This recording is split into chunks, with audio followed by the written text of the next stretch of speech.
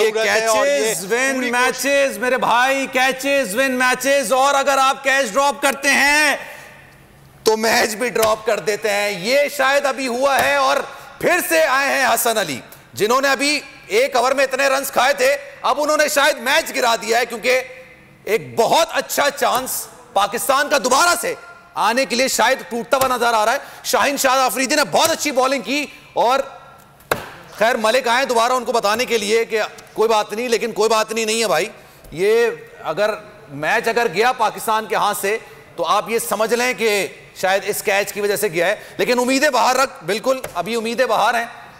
और 9 बॉलें हैं, 9 बॉलों में अब तकरीबन आप समझ सकते हैं कि 17 और 18 रन चाहिए। बिल्कुल 9 बॉलों पे 18 रन चाहिए, क्वाइट अचीवेबल है। और अरे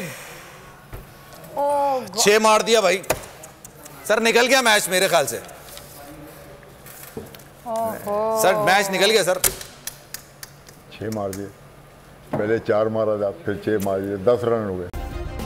सब्सक्राइब करें और बेल दबाएं ताकि कोई खबर रह न जाए।